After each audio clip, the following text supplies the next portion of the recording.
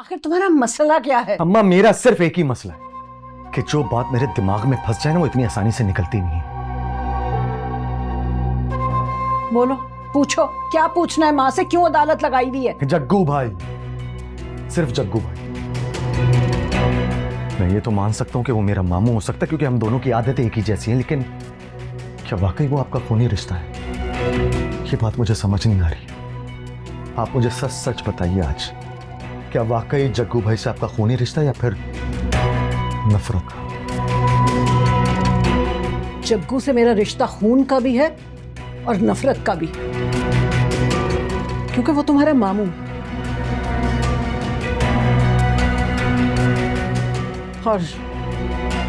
और तुम्हारे बाप का कातिल भी।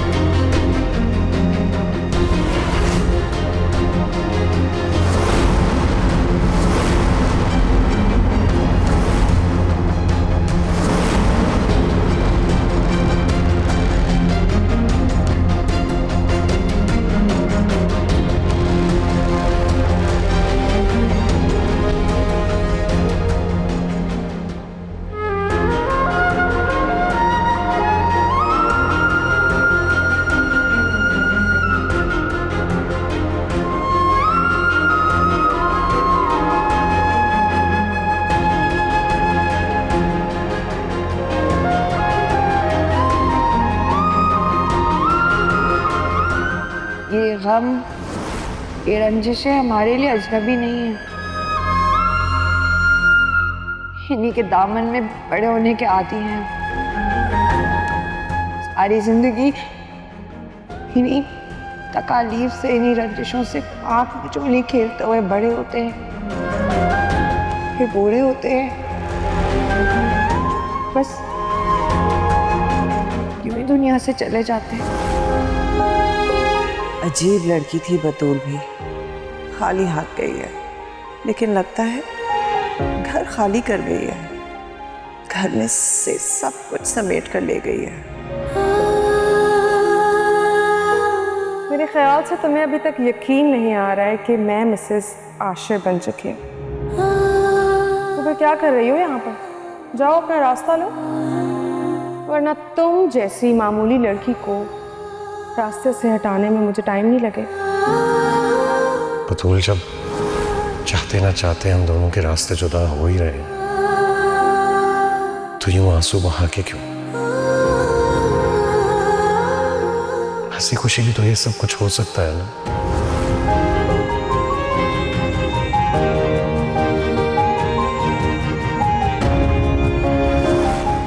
तुम चली जाओ यहां से बतूल। जब तुम जाओगे शायद उसके बाद ही माँ मनाहिल को अपनी बहू तस्लीम कर सकेगी।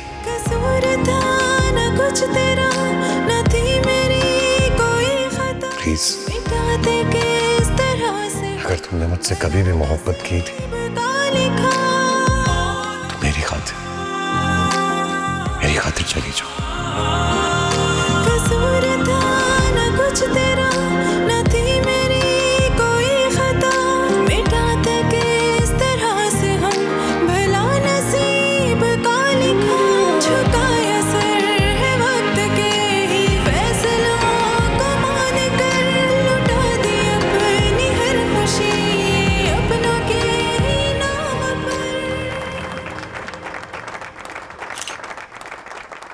मैं शुक्रगुजार हूँ यहाँ की मैनेजमेंट और आप सबकी, जिन्होंने मेरे लिए वक्त निकाला। दौर कोई भी हो, मोहब्बत में इंसान अक्सर हकीकत को भूल जाता है। एक भूल मुझसे भी हुई है और उस भूल ने मुझे हर लड़की के लिए सबक बना दिया। जिस इंसान को मेरे किरदार का गवाह होना चाहिए था, उसी ने मेरे किरदार को जमाने के सामने मशकूक बना दिया। घर से भागी हुई लड़कियों के लिए जमीन तंग हो जाती है, ना ससुराल कबूल करता है ना माँ बाप अपने घर के दरवाजे खोलते, भाइयों का सर झुक जाता है, और हम जैसी औरतें बहनों के लिए जिंदगी भर का ताना बन जाती है। और बाप खुद को चार दीवारी में बंद कर लेता है। माँ दुआ करती है कि ऐसी बेटियां दुश्मन के घर भी पैदा ना हो।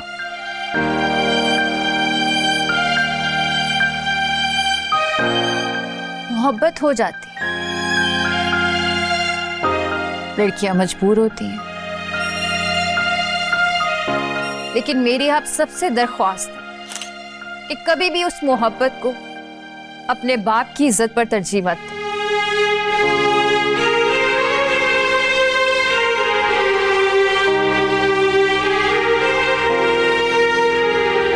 क्योंकि बाप की आंख से निकला हुआ वो आंसू सारी खुशियां बहा कर ले जाएगा।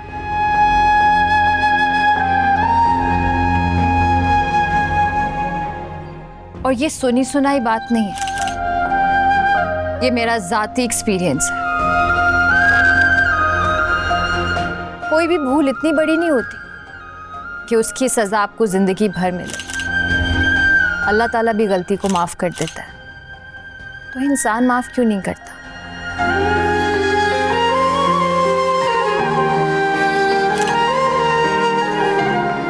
मैंने हिम्मत नहीं हारी, आज भी मैं अपनी जंग खुद लड़ रही हूँ, इस माशरे में अपना नाम बनाने की कोशिश कर रही हूँ।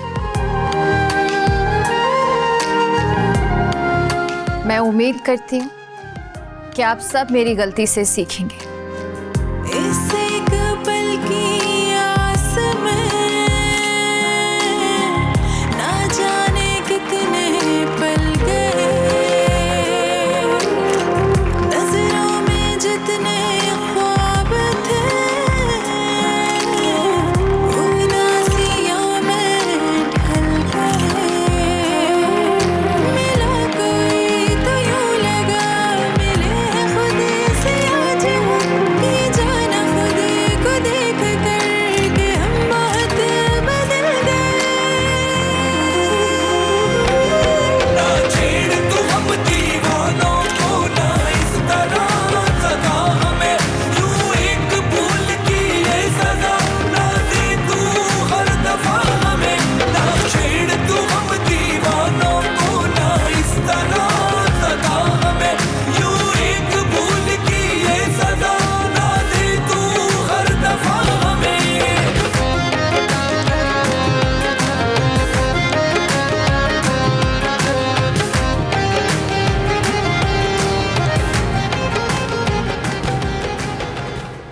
बतूल, क्या हुआ?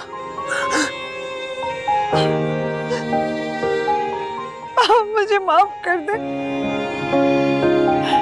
मैंने पूरी कोशिश की कि आप लोगों को मेरी वजह से कोई परेशानी ना हो, पर अब मेरे बस में कुछ नहीं रहा बाबा। आशिर ने क्या आशिर ने बतूल? बतूल, मेरा दिल घबरा रहा है बेटा, बता क्या हुआ है?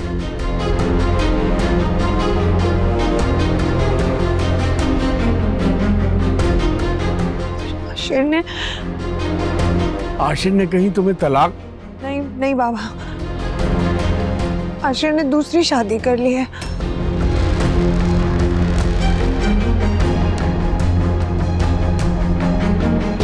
दूसरी शादी?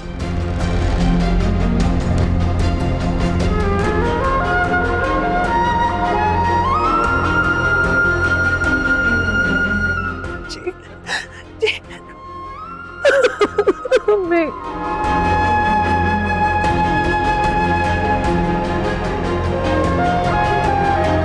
मैंने पूरी कोशिश की, सबको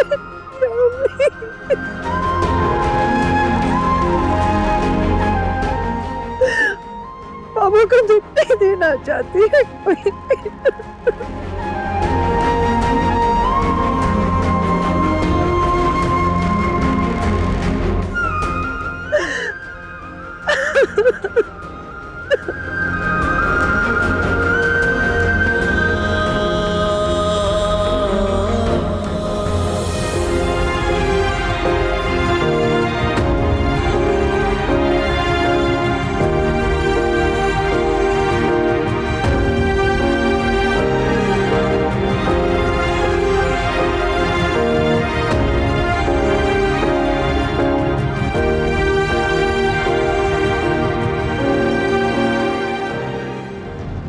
किसकी तस्वीर है? तुम्हारे माँ बाप का कातिल भी। उसको जान से मारने का क्या था? उसको जान से मारने का क्या था? इस काम की तुम्हारे माँ बाप का कातिल भी। जान से मारने का किसकी तस्वीर है? जिसको जान से मारने का क्या? किसकी तस्वीर की? तुम्हारे मामू की और तुम्हारे बाप का कातिल भी। क्या काम की? जिसकी जान से मारने का क्या? और तुम्हारे बाप का कातिल भी। काम की और तुम्हारे बाप का तुम्हारे मामू की उसको जान से मारने का क्या? और तुम्हारे बाप का कातिल कातिल कातिल। आप माने ना माने, ये सब कुछ आपके जज्बाती और गलत फैसले का नतीजा है। एक बेटी की गलती की सजा दूसरी को दे दी आपने। अगर आप उस वक्त सब्र कर लेते, चुप हो जाते, तो ऐसा ना होता। लेकिन आप नहीं माने, देख लिया नतीजा। मैंने तो मौके की मुनासबत से सही फैसला किया था। मुझे क्या पता था कि वो बेवफा शौहर आशिर है। बाद में क्या निकलेगा। वो बदनसीब मेरी बतूल जैसी बेटी की कदर नहीं करेगा। जब घर वाले बेटी की नाकदरी करके उसको रुखसत कर देते ना, तो ससुराल वाले भी बेटी की कदर नहीं करते। मुझे तो लगता है ये सब कुछ उस कम वक्त काशान का किया धरा है। काशान बतूल के खिलाफ तो बात कर सकता है, लेकिन आशिर को दूसरी शादी के लिए नहीं उकसा सकता। हर बात भी काशान पे डालना ठीक नहीं है। कोई जफा का ए दिल यहाँ फजूल है, सिला अगर वफा का यही है तो कबूल है। सितम सभी सहेंगे समझ के हम नवाजिश, कदम पे उनकी वार देंगे अपनी सारी ख्वाहिशें।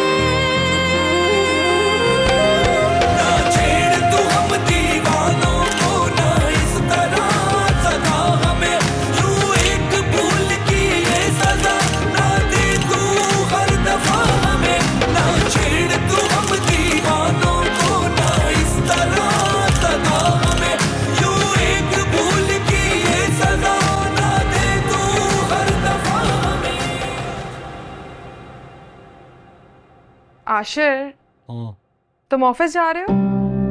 हाँ, नाश्ता नहीं करना? उठने के बाद बहुत देर तुम्हारा इंतजार किया था। सोचा था इकट्ठे नाश्ता करेंगे, लेकिन तुम उठे अपने वक्त से और मुझे देर हो रही है। बाबा, यू नो दैट ना कि मैं इतनी जल्दी नहीं उठ सकती। जल्दी? टाइम देखा तुमने क्या हो रहा है? एक तो मुझे वक्त की पाबंदी करने वाले लोग ना बहुत जहर लगते हैं। खुशकिस्मत हो फिर तुम। क्या मतलब? अब कौन सी खुशकिस्मती है इसमें? मतलब जिस वक्त दुनिया अपनी रोजी रोटी कमाने के लिए भाग दौड़ कर रही होती है, मसरूफ तरीन वक्त से गुजर रही होती है, उस वक्त तक तो तुम अपनी नींद पूरी कर रही होती। आई डोंट नो, तुम मुझे ताने दे रहे हो या सच कह रहे हो। अगर तुम मेरे साथ नाश्ता करते तो मुझे बहुत अच्छा लगता। हाँ, मुझे भी अच्छा लगता, लेकिन अब बहुत देर हो गई है, मैं ऑफिस जा रहा हूँ। ठीक है, फिर मैं नाश्ता रूम में ही कर लेती हूँ, तुम ऑफिस में कर लेना। बाय। See you. अच्छा, मेरे नाश्ते का कहते हुए जाइएगा। ठीक है। दौर कोई भी हो, मोहब्बत में इंसान अक्सर हकीकत को भूल जाता है। एक भूल मुझसे भी हुई है, और उस भूल ने मुझे हर लड़की के लिए सबक बना दिया। जिस इंसान को मेरे किरदार का गवाह होना चाहिए था, उसी ने मेरे किरदार को जमाने के सामने मशकूक बना दिया। घर से भागी हुई लड़कियों के लिए जमीन तंग हो जाती है। ना ससुराल कबूल करता है, ना माँ बाप अपने घर के दरवाजे खोलते। भाइयों का सर झुक जाता है, और बाप खुद को चार दीवारी में कैद कर लेता है। हम जैसी औरतें बहनों के लिए जिंदगी भर का ताना बन जाती है। और माँ दुआ करती है कि ऐसी बेटी दुश्मन के घर भी पैदा ना हो। मोहब्बत हो जाती है, लड़कियां मजबूर होती हैं, लेकिन मेरी आपसे दरख्वास्त है कि कभी भी उस मोहब्बत को अपने बाप की इज्जत पर तरजीह मत दें, क्योंकि बाप की आंख से निकला हुआ वो आंसू सारी खुशियां बहा कर ले जाएगा। और ये सुनी सुनाई बात नहीं है, ये मेरा जाती तजुर्बा है।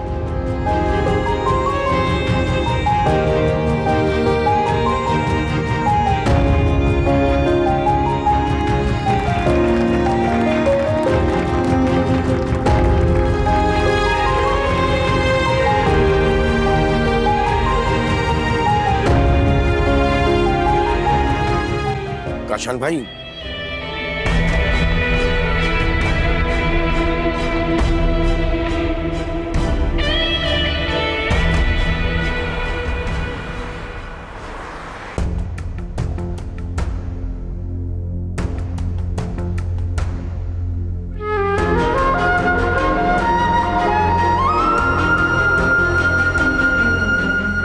साहिल, तुमने आज ऑफिस आकर अच्छा किया।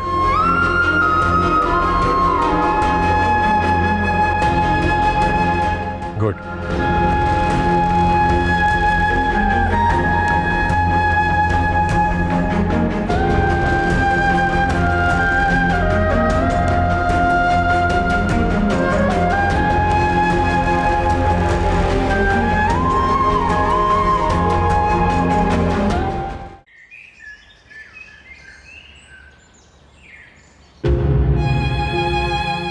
जख्म पे जख्म लगा है।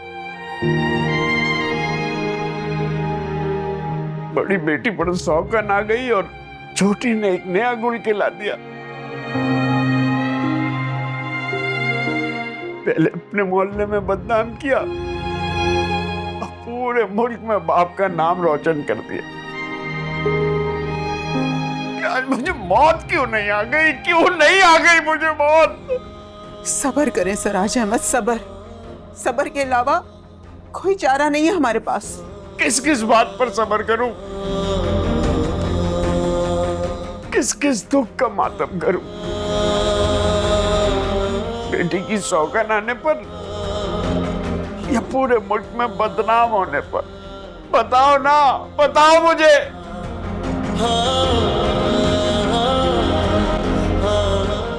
आज मैं हादिया को जिंदा नहीं छोड़ूंगा। क्या मारेंगे आप उसे? क्या मारेंगे? जिस जगह वो खड़ी हुई अपना दुख पूरी दुनिया को सुना रही है ना, वहां वो मर मर के पहुंची है। मरे हुए को क्या मारना सराज अहमद? ठीक कह रही हैं बाबा। आज हादिया ने खूबसूरत खुदकुशी का एतराफ किया है। न कुछ तेरा न थी मेरी कोई खता, मिटाते किस तरह से हम भला नसीब का लिखा। झुकाया सर है वक्त के ही फैसलों को मान कर, लुटा दी अपनी हर खुशी अपनों के ही नाम पर। ना छेड़ तू हम दीवानों को, ना इस तरह सदा हमें। आप चुप क्यों हैं? मुझे आपकी खामोशी समझ में नहीं आ रही, कंफ्यूज कर रही है मुझे। और मुझे समझ नहीं आ रहा कि मैं तुम्हें अप्रिशिएट करूं या डांटूं। देखो, तुमने बहुत जुर्रत दिखाई, मगर तुम जानते हो कि ये सोशल मीडिया का दौर है। बहुत से लोग तुम्हारा इंटरव्यू करने आ जाएंगे, फजूल किस्म के सवाल पूछेंगे, नई मुसीबतें खड़ी हो जाएंगी।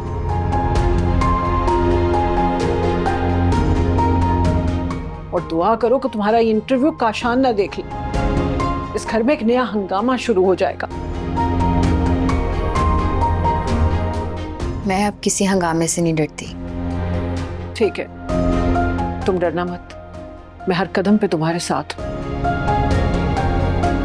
आपको ये कहने की जरूरत नहीं है। अल्लाह के बाद मुझे सिर्फ आप पर भरोसा है। अच्छा सुनो, अब किसी भी सूरत इस घर की दहलीज मत पार करना। इस घर में एक काशान है और इस घर के बाहर बहुत से।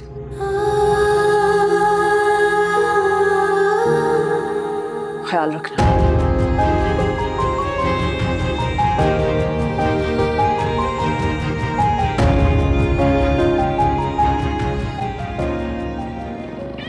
मैं उम्मीद करती हूँ कोई भी भूल इतनी बड़ी क्या मैंने गलती से सीखी उसकी सजा मेरी आज मेरा सबक बना एक भूल मुझसे कभी भी इस माशरे में अपना नाम बनाने की कोशिश की मेरे मकसद अंदर मुझे आज भी मैं उम्मीद करती कभी भी उस मोहब्बत क्या इस माशरे में अपना नाम बनाने की कोशिश की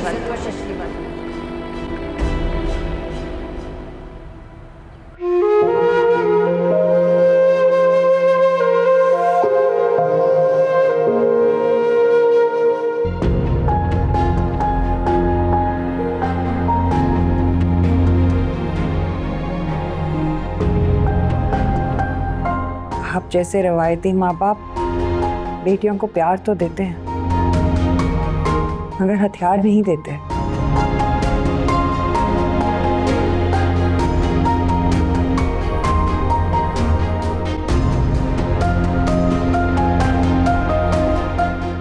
जहेज दे देते हैं मगर सच बोलने का हुनर नहीं देते।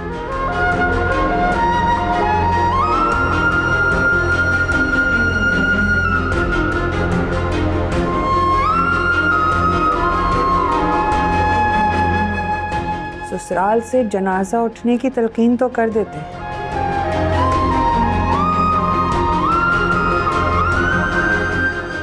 ससुराल के बेजा मजालिम को चुपचाप सहने की नसीहतें भी कर देते हैं।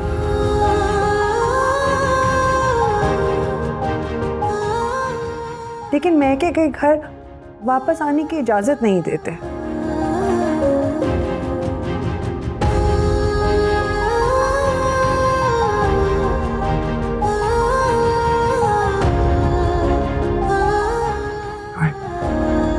माँ बाप का बेजा प्यार उन्हें एक परकटी चिड़िया बनाकर रख देता है जो ससुराल में भी खुद को एक कैद खाने में समझती हैं।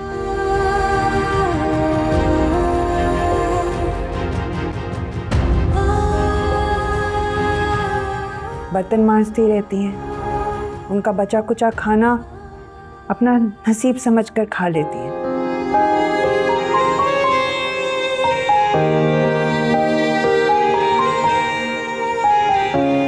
और इस सारी खिदमत गुजारी में उन्हें क्या मिलता है?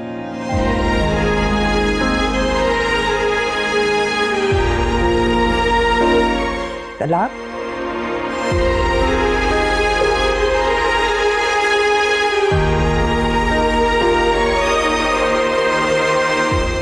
या सौकन।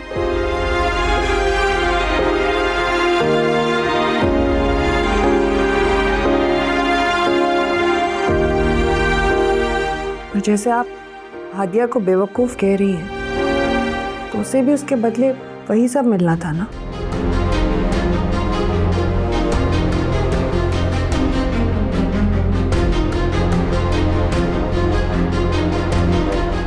हादिया ने बेवकूफ़ी नहीं की, उसने तो जुर्रतमंदी का मुजाहिरा करते हुए अपनी गलती का इजहार करके बेशुमार लड़कियों को ये गलती ना करने का दर्स दिया है। अम्मी,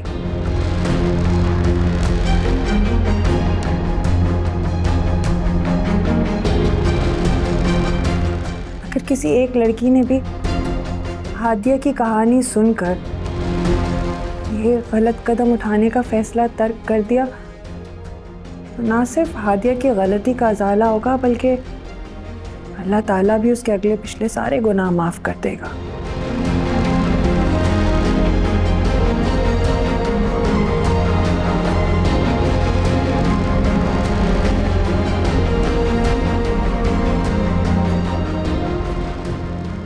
मुझे उम्मीद है कि हादिया के इस जरूरतमंदाना कदम पर बाबा भी उसे माफ कर देंगे।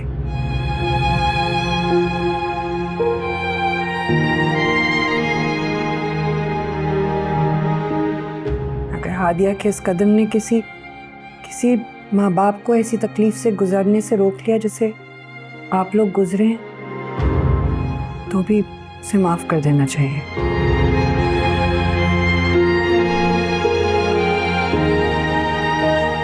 अगर इस बात पर काशान ने उसको घर से निकाल दिया तो? मुझे उम्मीद है कि बाबा बड़े मन का मुजाहिरा करके हादिया को गले लगा लेंगे।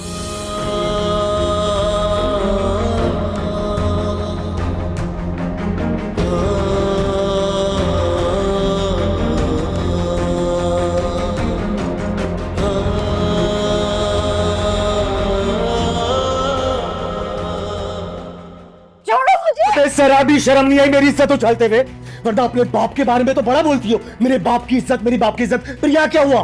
बड़ी शर्म मुझे, बहुत शर्म आई, लेकिन मेरे ऐसा करने से बहुत सारी लड़कियों की जान बच जाएगी कि मैंने बेख्वाब होकर सब बोल दिया। मैं तुम्हारे बाप की तरह बेगैरत नहीं हूँ कि तुम्हारा हाथ पकड़ो और वहां छोड़कर आऊं, जिस तरह वो तुम्हें मेरी दहलीज में पिक कर गया था।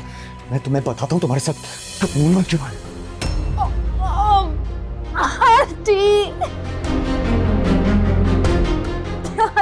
हादिया, हादिया, बच्चे क्या हो गया तुम्हें? हादिया,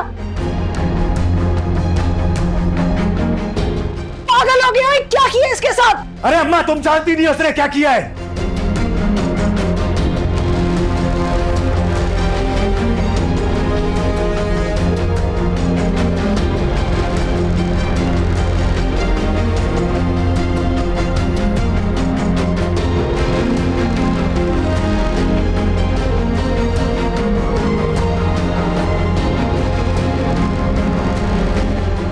कसूर था न कुछ तेरा, न थी मेरी कोई। शराबी शर्म नहीं आई मेरी इज्जत उछालते हुए, वरना अपने बाप के बारे में तो बड़ा बोलती हो। मेरे बाप की इज्जत, मेरी बाप की इज्जत, फिर यहाँ क्या हुआ? बड़ी शर्म मुझे, बहुत शर्म आई, लेकिन मेरे ऐसा करने से बहुत सारी लड़कियों की जान बच जाएगी कि मैंने बेख्वाब होकर सब बोल दिया। मैं तुम्हारे बाप की तरह बेगैरत नहीं हूँ कि तुम्हारा हाथ पकड़ो और वहां छोड़कर आऊं, जिस तरह वो तुम्हें मेरी दहलीज में पिक कर गया था। मैं तुम्हें बताता हूँ तुम्हारे साथ क्यों है।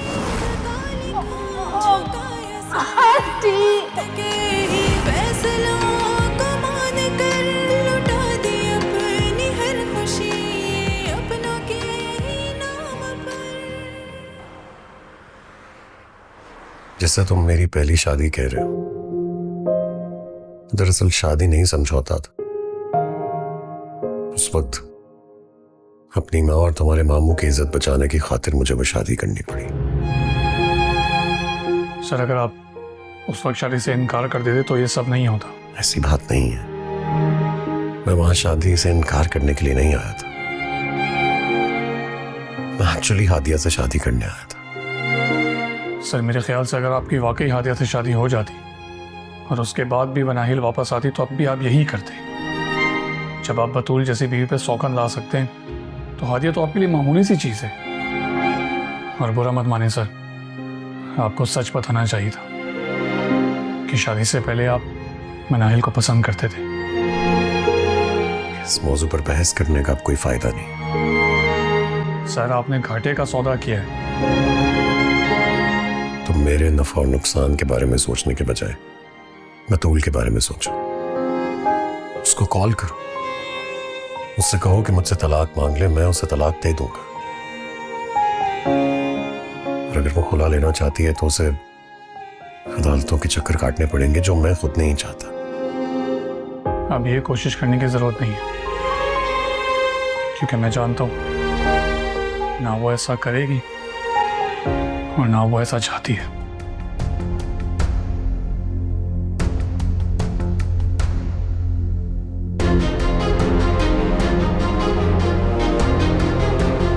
जो करना चाहते हैं आप कर लें, मैं आपके रास्ते में रुकावट नहीं बनूंगी।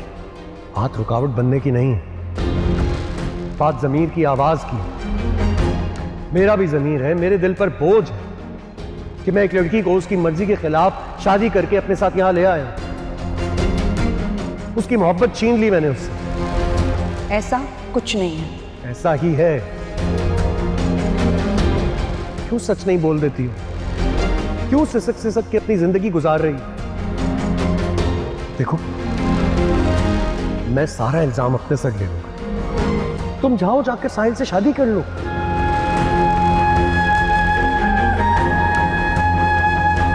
मैं ऐसा बिल्कुल नहीं चाहती। तुम एक बार उससे डिस्कस तो कर लो।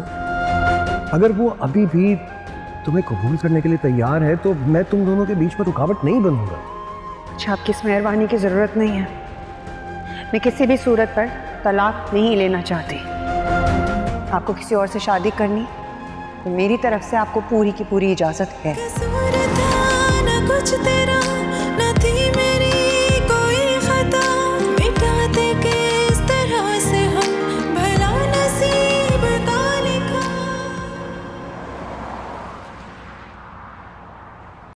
पेशेंट हादिया के साथ आप हैं? जी, कैसी तबीयत है हादिया की? उनकी हालत बहुत नाजुक है। डॉक्टर साहब प्लीज मुझे कोई बुरी खबर मत सुनाइएगा। देखिए, हम बच्चे को तो नहीं बचा सकते, मगर हमारी पूरी कोशिश है कि पेशेंट की जान बचाई जा सके। आप दुआ कीजिए। अस्सलाम वालेकुम आंटी, से नाराज हैं आप? तो तुमसे मैं खुश होंगी? मेरा कसूर क्या है? तुमने मेरा हंसता बसता घर बर्बाद किया है। आपका घर ना तो हंस रहा था और ना बस रहा था,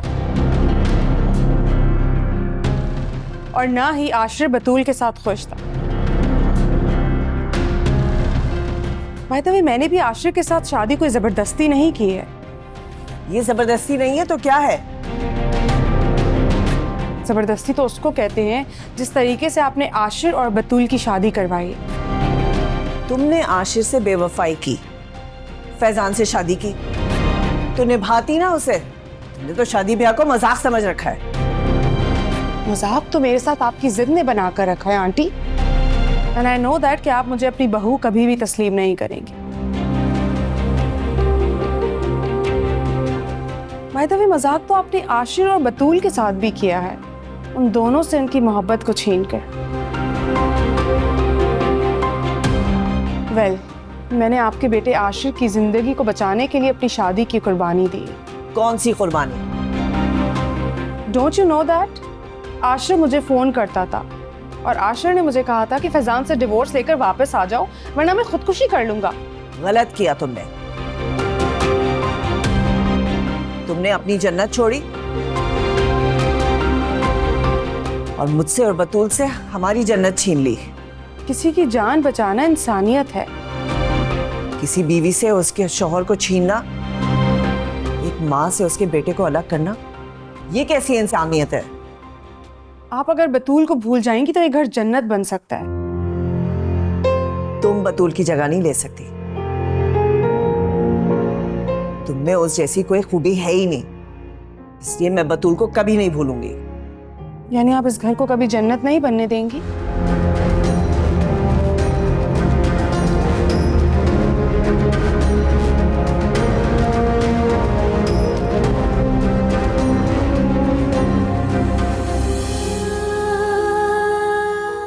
हादिया बेटे, हौसला करो।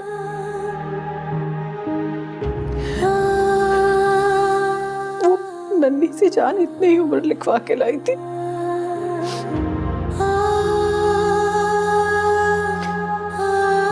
ट्रिप खत्म हो जाए ना तो डॉक्टर ने कहा कि फिर हम घर जा सकते हैं।